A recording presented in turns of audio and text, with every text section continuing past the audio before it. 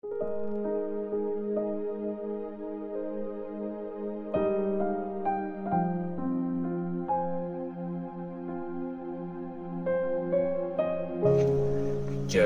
chapter 13. Ang nasirang shorts. Inutusan ako ni Lord, bumili ka ng shorts na gawa sa linen at isuot mo. Huwag mo itong babasain. Kaya bumili ako ng shorts na yari sa linen, ayon sa sinabi ni Lord, at sinuot ko ito. Tapos, inutusan uli ako ni Lord, pumunta ka sa Euphrates River. Hubarin mo ang binili mong shorts at itago ito sa butas ng isang malaking bato. Pumunta nga ako at ginawa ang utos ni Lord. After na ilang araw, pinabalik ako ni Lord sa Euphrates para kunin ang shorts ko na pinatago niya. Bumalik nga ako doon at hinanap ang shorts kung saan ko ito tinago. Pero nang makita ko ito, sira na at di na mapapakinabangan. Nagsalita ulit si Lord. Ganyan ko sisirain ang pride ng Juda at ang sobrang pagmamataas ng Jerusalem. Ayaw makinig sa akin ang masasamang taong ito at nagmatigas pa sila para magawa ang gusto nila. Nag-worship at nag-serve sila sa ibang mga Diyos.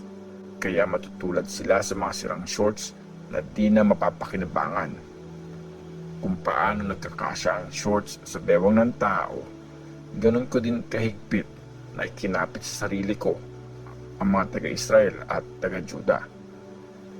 Ginawa ko ito para maging karapat-dapat sila na maging bayan ko, para purihin at i-honor nila ang pangalan ko. Pero ayaw nilang makinig sa akin. Ang jar ng alak. Sabihin mo sa kanila ang ganito. Sinabi ni Lord, ang Diyos ng Israel, punin nyo ng alak ang bawat jar. Ganito ang isasagot nila sa iyo. Alam naman namin na dapat talagang punuin yon. Tapos, sasabihin mo sa kanila, lalasingin ni Lord lahat ng mga naninirahan sa lupain ito.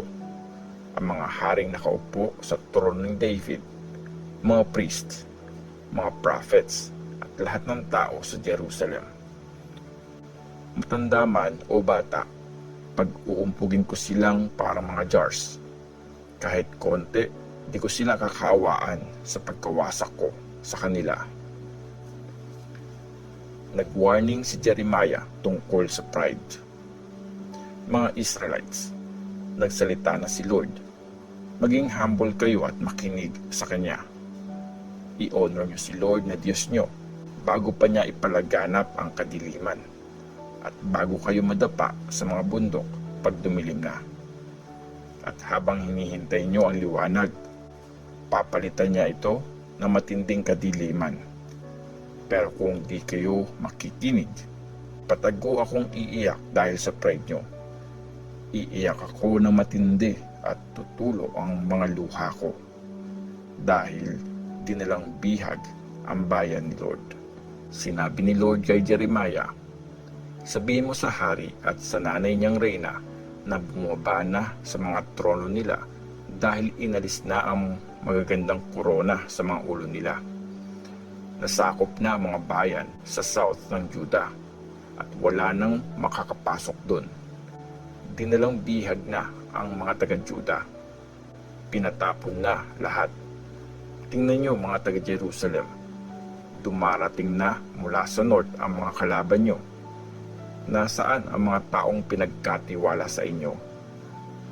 Nasaan ang bayang pinagmamalaki nyo? Anong sasabihin mo pag pinagharian ka ng mga taong tinuring mo mga kaibigan? Di ba sobra kang masasaktan gaya ng isang babaeng manganganak? At kung itatanong, bakit nangyari sa iyo ang mga bagay na ito? Dahil ito sa napakalaki mong kasalanan, kaya pinunit ang damit mo at naranasan mo mapagsamantalahan. Mababago ba ng isang Ethiopian ang kulay ng balat niya? O matatanggal ba ng isang leopard ang spots niya sa katawan? Pag nangyari yon, matututo rin kayong gumawa ng mabuti Kayo mga sanay gumawa ng masama, ikakalat ko kayong parang mga ipa ng wheat na tinatangay ng hangin. Sinabi ni Lord, ganyan na mangyayari sa inyo. Ganyan ang gagawin ko sa inyo. Dahil kinalimutan niyo ako at nag-serve kayo sa ibang Diyos. Huhubaran kita at malalantad ka sa kahihiyan. Nakita ko ang mga nakakasuklam na ginawa mo. Ang pag-worship mo sa mga Diyos-Diyosang nasa mga hills at sa mga bukid, ganang isang lalaking nagnanasa sa asawa ng iba, o tulad ng isang lalaking kabayo na humahalinghing pag nakakakita ng babaeng kabayo. Tisaklap ng maranasan ng mga taga-Jerusalem. Gaano pa ba katagal bago kayo linisin? Jeremiah chapter 14. Ang matinding tagtuyot. Ito ang sinabi ni Lord tungkol sa tagtuyot. Nagluluksa ang Juda, naghihingalo ang mga cities niya, nalulugmok sa kalungkutan ang kanyang mamamayan, humihingi ng tulong ang Jerusalem. Nagpakuha ng tubig ang mayayaman sa mga servants nila. Nagpunta mga servants sa mga balon, pero wala silang nakuhang tubig, kaya bumalik silang walang laman ang mga jars. Dahil sa kahihiyan at kabiguan, tinatakpan nila ang mga mukha nila. Bitak-bitak na ang lupa kasi wala nang pumapatak na ulan. Nahihiya ang mga magsasaka at nagtatakip ng mukha. Iniwan na ng nanay na deer ang anak ng bagong panganak dahil wala nang sariwang damo sa bukid. Tumatayo sa hills ang mga maiilap na donkey, hinihingal para mga asong gubat. Nanlalabo ang paningin nila dahil wala nang makitang pagkain. Umiyak sa akin ang bayan ko.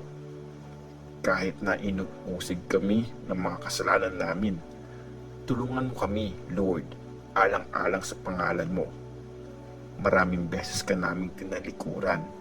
Nagkasala kami laban sa iyo. Ikaw lang ang pag-asa ng Israel. Ikaw ang tagapagligtas namin sa oras ng kagipitan. Bakit para kang foreigner sa aming bayan? Isang nagtatravel na nakikitulog lang. Bakit para kang isang taong nabigla? Parang sundalong di kayang magligtas. Pero ang totoo, kasama ka namin, O Lord. Kami iyong bayan. Huwag mo kaming pabayaan.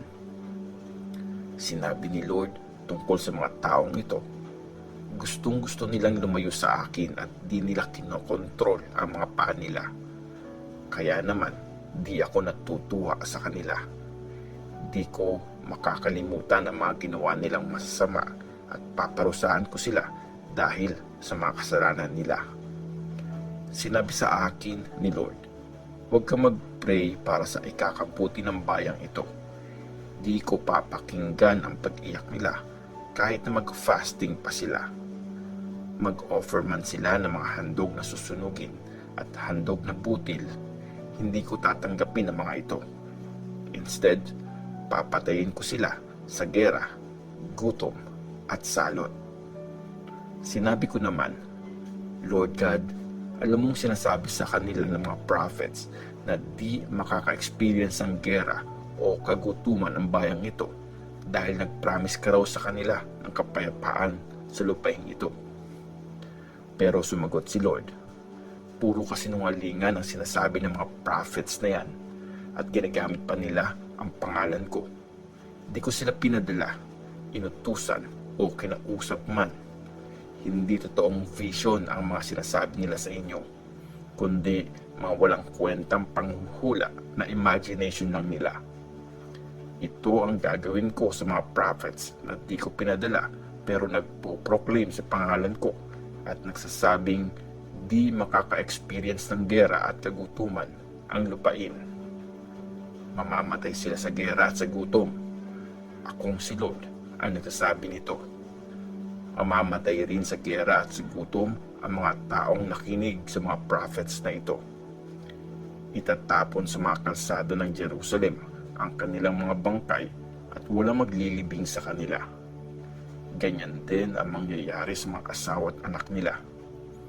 Paparusahan ko sila dahil sa kanilang kasamaan. Inutusan ni Lord si Jeremiah na ipaalam sa mga tao ang tungkol sa kalungkutan niya at sabihin, araw at gabi, pag-iyak ko'y wag na sanang tumigil dahil malalim ang sugat ng mahal kong bayan na anak ko kung ituring at nasaktan sila ng labis. Pag lumabas ako sa bukid, nandoon ang mga namatay sa gera. Pag pumasok ako sa mga cities, nandoon naman ang mga namamatay sa gutom.